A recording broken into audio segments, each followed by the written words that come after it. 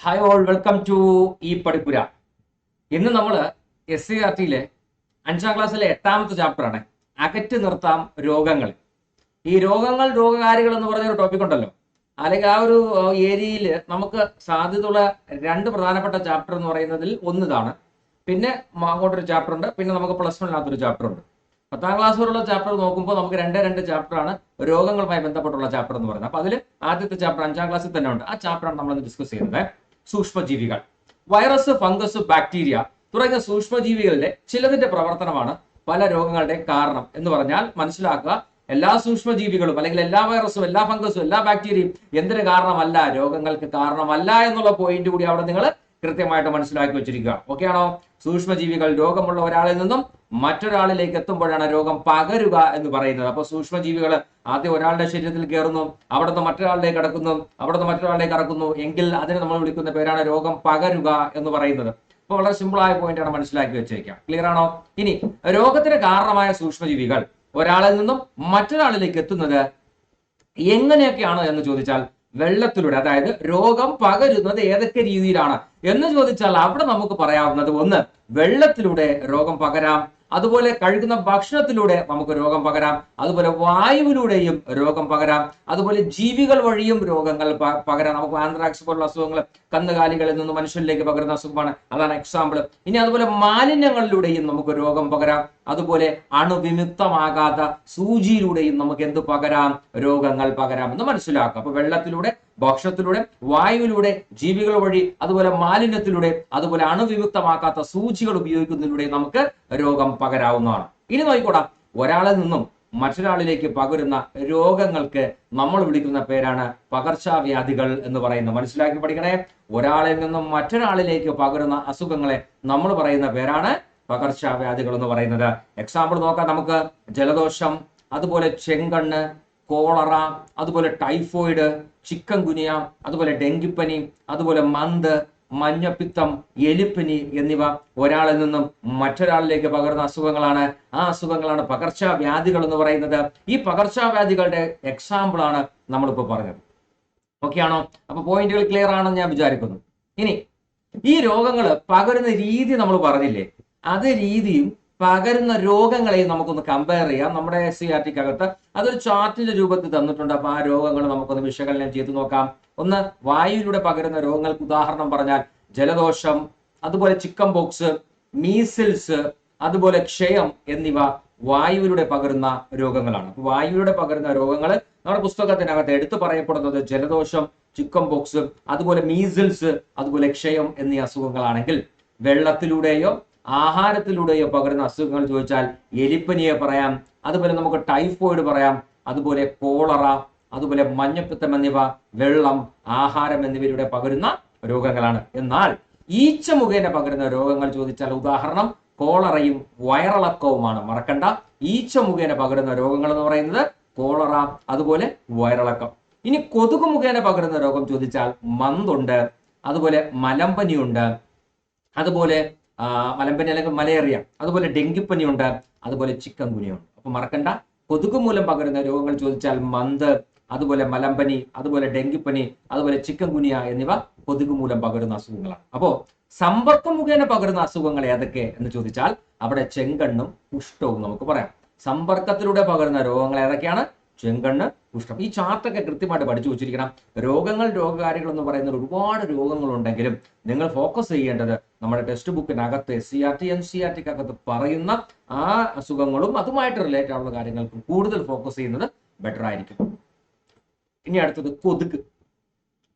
കൊതുകുമായിട്ട് ബന്ധപ്പെട്ട് നമ്മുടെ പുസ്തകത്തിനകത്ത് പറയുന്ന കുറച്ച് പോയിന്റ് ഉണ്ട്. കൊതുക് മുട്ട വിരിയുന്നത് 8 ദിവസം കൊണ്ടാണ്. ജസ്റ്റ് ഒന്ന് മനസ്സിലാക്കി വെച്ചിരിക്കുക. ഒരിക്കൽ ഒരു പ്രിലിംസിന്റെ പരീക്ഷയ്ക്ക് ചോദിച്ച ചോദ്യമാണ്. കൊതുകിന്റെ മുട്ട വിരിയുന്നത് 8 ദിവസം കൊണ്ടാണ്. കൊതുകുമായി ബന്ധപ്പെട്ട് നമ്മൾ ഡ്രൈ ഡേ ആചരിക്കാറുണ്ട്. എന്താണ് ഡ്രൈ ഡേ എന്ന് പറഞ്ഞാൽ കൊതുക് മുട്ടയിടാൻ സാധ്യതയുള്ള ചിരട്ട, കളിപ്പാട്ടം, പ്ലാസ്റ്റിക് പാത്രം, മുട്ടത്തോട് എന്നിവയും, അതുപോലെ ചെടിച്ചട്ടിയിലെ ഇടയിലുള്ള അവിടുത്തെ പാത്രം, അതുപോലെ ടെറസ് തുടങ്ങിയ സ്ഥലങ്ങളിലും കെട്ടി നിൽക്കുന്ന ജലത്തെ ആഴ്ചയിലൊരിക്കൽ ഒഴിവാക്കുന്നതിനെയാണ് നമ്മൾ, അതായത് വെള്ളം കെട്ടിക്കിടക്കുന്ന സാഹചര്യങ്ങളെ ആഴ്ചതോറും നമ്മൾ ഒഴിവാക്കുക എന്ന് പറയുന്നതിനെയാണ് നമ്മൾ ഡ്രൈ ഡേ എന്ന് പറയുന്നത്. ഈ സാഹചര്യം കൊണ്ട് കൊതുക് മുട്ടയിടാനുള്ള സാഹചര്യത്തെ അല്ലെങ്കിൽ ആ ഒരു സാഹചര്യത്തെ നമ്മൾ ആഴ്ചയിൽ ഒഴിവാക്കും. അത് കൊതുകിന്റെ വളർച്ചയെ തടയുമെന്നത് മനസ്സിലാക്കുക. ഇനി നമ്മൾ രോഗം പകരുന്ന രീതികളും നമുക്ക് എടുക്കാവുന്ന ചില മുൻകരുതലുകളും അതും നമ്മുടെ ടെക്സ്റ്റ് ബുക്കിൽ പറയപ്പെടുന്നുണ്ട്. അതായത് കൊതുക് മുഖേന പകരുന്ന അസുഖങ്ങളെ ഒഴിവാക്കാൻ മലിനജലം കെട്ടിക്കിടക്കുന്ന സാഹചര്യത്തെ നമ്മൾ ഒഴിവാക്കിയാൽ മതി. അതായത് നമ്മൾ നേരത്തെ പറഞ്ഞ ഡ്രൈ ഡേ.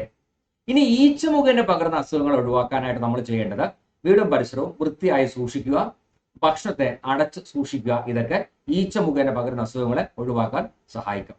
ഓക്കെ. അതുപോലെ ജലം, ആഹാരം എന്നിവയിലൂടെ പകരുന്ന അസുഖങ്ങൾ ഒഴിവാക്കാൻ നമ്മൾ തിളപ്പിച്ചാറിയ വെള്ളം കുടിക്കുക. അതുപോലെ പഴകിയ ആഹാര സാധനങ്ങൾ എന്ത് ചെയ്യരുത്, കഴിക്കരുത്, ഒഴിവാക്കുക. അപ്പൊ പഴകിയ ആഹാര സാധനം ഞാൻ പൈസ കൊടുത്ത് വാങ്ങിച്ചതല്ലേ, വില കൊടുത്ത് വാങ്ങിച്ച് വെറുതെ കളയണ്ട എന്ന് പറഞ്ഞുകൊണ്ട് പഴകിയ സാധനം കഴിക്കാൻ നിന്നാൽ നമുക്ക് അതിൽ കൂടുതൽ ചിലവുണ്ടാക്കി തരും എന്നതും കൂടി മനസ്സിലാക്കുക. ഇനി സമ്പർക്കം വഴിയുള്ള അസുഖമാണെങ്കിൽ രോഗബാധിതരുമായി മറ്റുള്ളവർ അധികം സഹവസിക്കാതിരിക്കുക എന്നതാണ്. ഒരു രോഗിയെ സന്ദർശിക്കുക എന്ന് പറയുന്നത് ഒരു ബന്ധുവിന്റെ അല്ലെങ്കിൽ ഒരു മനുഷ്യന്റെ കടമ എന്നിരിക്കെ നമ്മൾ മനസ്സിലാക്കേണ്ട ഒരു കാര്യമുണ്ട്. ഒരു രോഗം ബാധിച്ച ഒരു വ്യക്തിയെ സന്ദർശിക്കുന്നത് ആ സന്ദർശനത്തിലൂടെ, രോഗിയുമായിട്ടുള്ള സമ്പർക്കത്തിലൂടെ ഒരുപക്ഷെ ആ വ്യക്തിക്ക് രോഗം പകരാനുള്ള സാധ്യത ഉണ്ട് എന്ന് മാത്രമല്ല, തിരിച്ചും ഇമ്മ്യൂണിറ്റി കുറവുള്ള ഒരു വ്യക്തിയെ സംബന്ധിച്ച് മറ്റൊരാളിൽ നിന്നും ആ രോഗിക്ക് വീണ്ടും മറ്റു പല അസുഖങ്ങൾ വരാനുള്ള സാഹചര്യവും ഉണ്ടാകും എന്നതുകൊണ്ട് ശരിക്കും നമ്മൾ ചെയ്യേണ്ടത് രോഗമുള്ള സമയങ്ങളിൽ നമുക്ക് എന്തെങ്കിലും നിവൃത്തി ഉണ്ടെങ്കിൽ ഈ പറയുന്ന വിസിറ്റ് ഒഴിവാക്കുക എന്നത് ഇരു കൂട്ടർക്കും ബെറ്റർ ആണ് എന്നുള്ള ഒരു സെൻസ് നമുക്ക് എപ്പോഴും ഉണ്ടായിരിക്കണം. ക്ലിയർ? ഇനി നോക്കടാ, ഏതൊക്കെ സൂക്ഷ്മജീവികളുടെ പ്രവർത്തനപരമായിട്ടാണ് ജൈവ അവശിഷ്ടങ്ങളെല്ലാം ജീർണിച്ച് മണ്ണിൽ ചേരുന്നത്? നമ്മുടെ നാട്ടിൽ അല്ലെങ്കിൽ നമ്മുടെ ലോകത്ത് വേസ്റ്റ് എന്ന് പറയുന്ന സാധനം കുന്നുകൂടി കിടക്കാത്തതിന്റെ പ്രധാനപ്പെട്ട കാരണം എന്ന് പറയുന്നത് ബാക്ടീരിയയും ഫംഗസും ഉള്ളത് കൊണ്ടാണ്. ഈ ബാക്ടീരിയയും ഫംഗസും പോലുള്ള സൂക്ഷ്മജീവികൾ ജൈവ അവശിഷ്ടങ്ങളെല്ലാം വിഘടിപ്പിച്ച് ജീർണിച്ച് മണ്ണിൽ ചേർക്കുക എന്നൊരു വലിയൊരു ഉത്തരവാദിത്വം ചെയ്യുന്നുണ്ട്. സൂക്ഷ്മജീവികളുടെ ഈ പ്രവർത്തനം ഭൂമുഖത്തെ ശുചിയാക്കുന്നു എന്നത് ഒന്നാമത്തെ പോയിന്റ്. 2, സസ്യങ്ങൾക്ക് വേണ്ട പോഷകങ്ങൾ നൽകുന്നു എന്നത് രണ്ടാമത്തെ പോയിന്റ്. അപ്പോ സൂക്ഷ്മജീവികളുടെ പ്രവർത്തനം കൊണ്ടുള്ള ഗുണങ്ങൾ 1, ഭൂമുഖത്തെ ശുചിയാക്കുന്നു എന്നത് ഒന്നാമത്തെ പോയിന്റ്. രണ്ടാമത്തെ പോയിന്റ്, സസ്യങ്ങൾക്ക് വേണ്ട പോഷകാഹാരങ്ങൾ അല്ലെങ്കിൽ പോഷകങ്ങൾ മണ്ണിൽ എത്തിക്കുന്നു എന്നതാണ് അവിടുത്തെ രണ്ടാമത്തെ പോയിന്റ് എന്ന് പറയുന്നത്. ക്ലിയർ? ഇനി അടുത്ത ഈ സൂക്ഷ്മാണുക്കളെ കൊണ്ടുള്ള പ്രയോജനങ്ങൾ എന്തൊക്കെയാണ്? സൂക്ഷ്മാണുക്കളെ കൊണ്ടുള്ള ബാക്ടീരിയ അതുപോലെ ഈ പറയുന്ന ഫംഗസ് പോലുള്ളവയെ കൊണ്ടുള്ള ഉപയോഗം ചോദിച്ചാൽ, പാലിനെ തൈരാക്കാൻ സൂക്ഷ്മാണുക്കൾക്ക് കഴിയും, അരിമാവിനെ പുളിപ്പിക്കാൻ സൂക്ഷ്മാണുക്കൾക്ക് കഴിയും, അന്തരീക്ഷ നൈട്രജനെ സസ്യങ്ങൾക്ക് ഉപയോഗിക്കുന്ന രീതിയിൽ ലവണങ്ങളാക്കി മണ്ണിൽ ചേർക്കാനും സൂക്ഷ്മാണുക്കൾക്ക് കഴിയും. അസറ്റോബാക്ടർ, റൈസോബിയം പോലുള്ള ബാക്ടീരിയ അതിന് ഉദാഹരണമാണ്. വിസർജ്യങ്ങളെ വിഘടിപ്പിച്ച് മണ്ണിൽ ചേർക്കുക എന്നത് സൂക്ഷ്മാണുക്കളുടെ ജോലിയാണ്.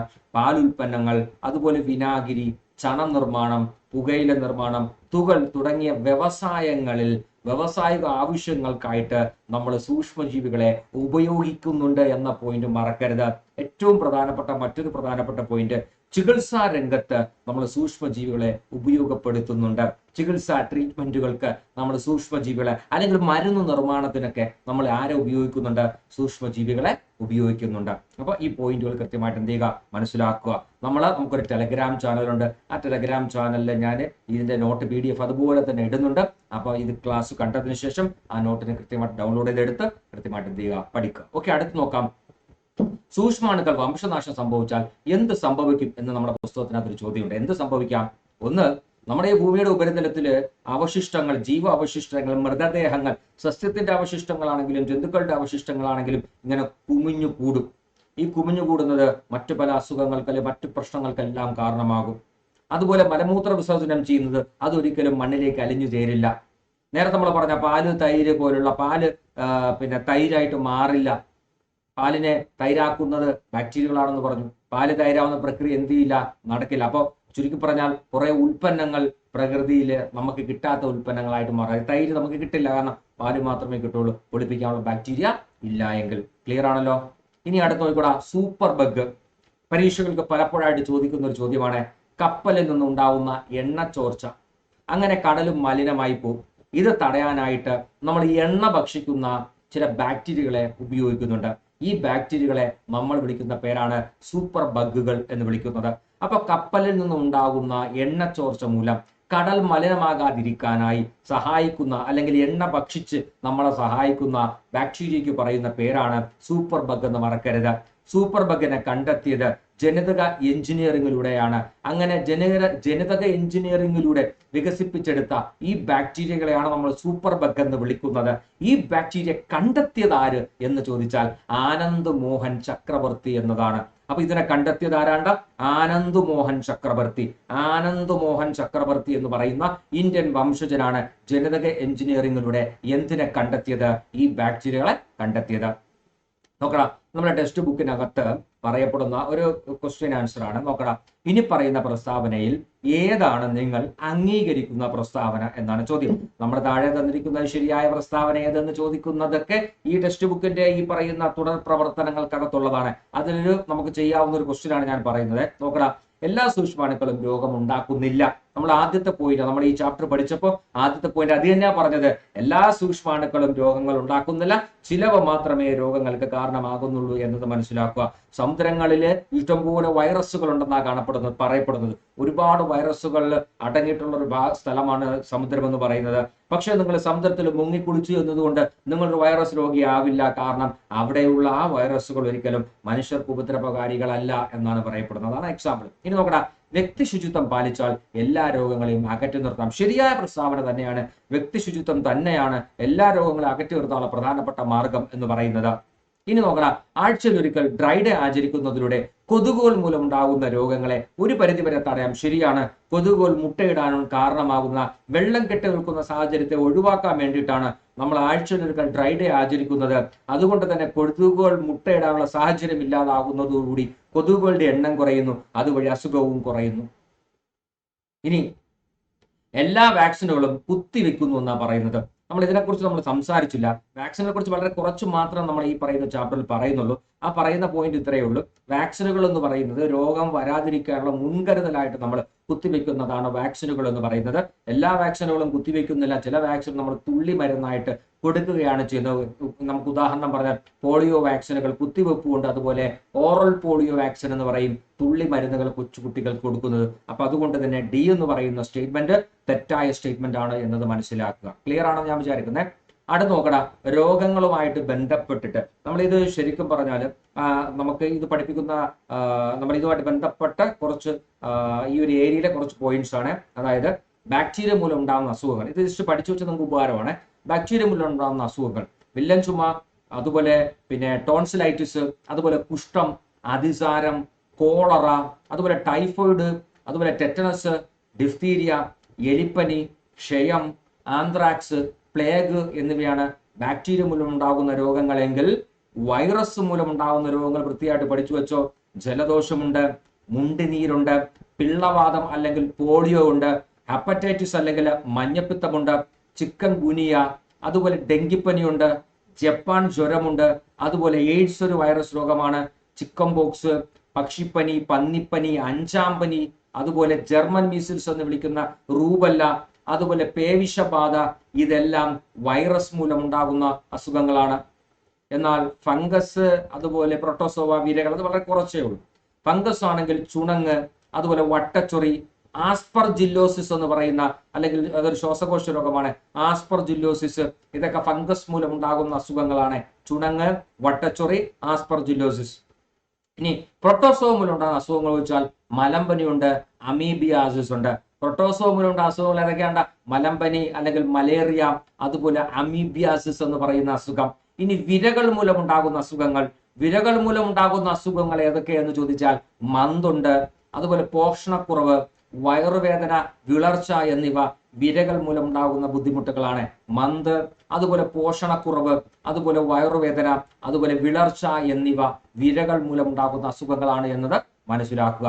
ഇനി നമ്മൾ വാക്സിനുമായിട്ട് ബന്ധപ്പെട്ട് ഞാൻ പറഞ്ഞില്ലേ, നമുക്ക് നമ്മുടെ SCERT ബുക്കിനകത്ത് സയൻസ് ഡയറിയിൽ കുറിക്കൂ, അധ്യാപകരോട് ചോദിക്കൂ എന്നൊക്കെ പറഞ്ഞാൽ കുറച്ച് ഏരിയ ഉണ്ടല്ലോ. അവിടെ നിന്നുള്ള ഒരു പോയിന്റ് ആണ് ഇത്.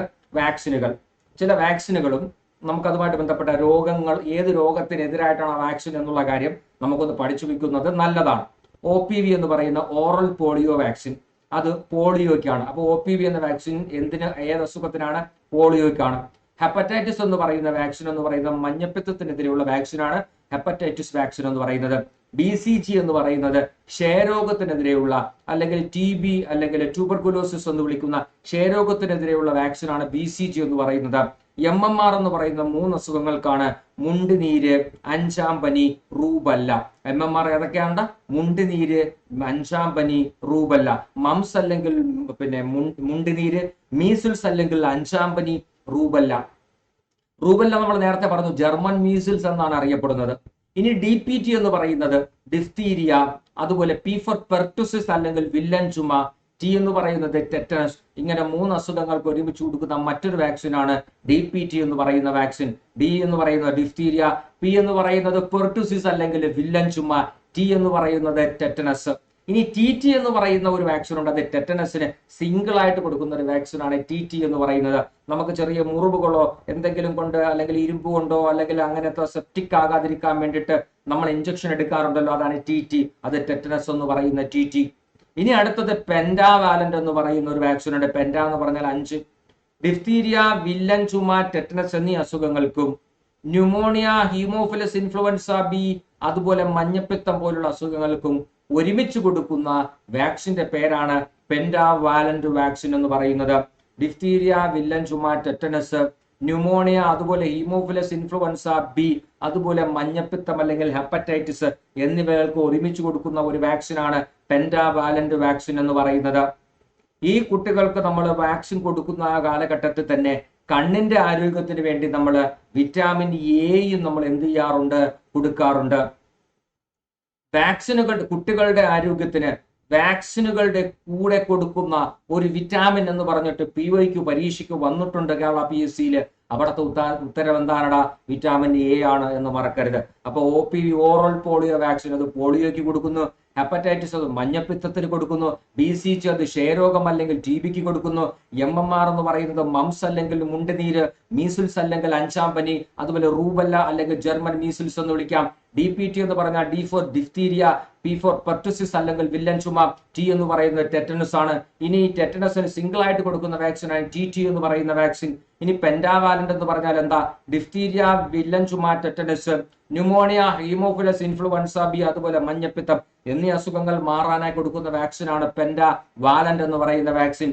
അത് വിറ്റാമിൻ A എന്ന് പറയുന്നത് കണ്ണിന്റെ ആരോഗ്യത്തിനായി നമ്മൾ വാക്സിനോടൊപ്പം കൊടുക്കുന്ന ഒരു വിറ്റാമിൻ ആണ് എന്തെന്ന് പറയുന്നത്? വിറ്റാമിൻ A എന്ന് പറയുന്നത്. ക്ലിയർ ആണല്ലോ? അപ്പൊ നമുക്ക് ഈ ചാപ്റ്ററിലുമായിട്ട് ബന്ധപ്പെട്ട നമ്മുടെ പരീക്ഷയ്ക്കുമായി ബന്ധപ്പെട്ട് വരാൻ സാധ്യതയുള്ള എല്ലാ പോയിന്റും നമ്മൾ കൃത്യമായിട്ട് പറഞ്ഞു തന്നിട്ടുണ്ട്. ഈ പോയിന്റുകളൊക്കെ നമ്മൾ കൃത്യമായിട്ട് എന്ത് ചെയ്യുക? പഠിച്ചു വെക്കുക. തുടർ ക്ലാസ്സുകളൊക്കെ ആയിട്ട് നിങ്ങൾ വെയിറ്റ് ചെയ്യുക. നമുക്കൊരു ടെലഗ്രാം ചാനലുണ്ട്. ആ ടെലഗ്രാം ചാനലിന്റെ ലിങ്ക് ഞാൻ ഡിസ്ക്രിപ്ഷൻ ബോക്സിൽ ഇട്ടിട്ടുണ്ട്. അപ്പൊ ആ ലിങ്കിൽ നിങ്ങൾ ജോയിൻ ചെയ്യുക.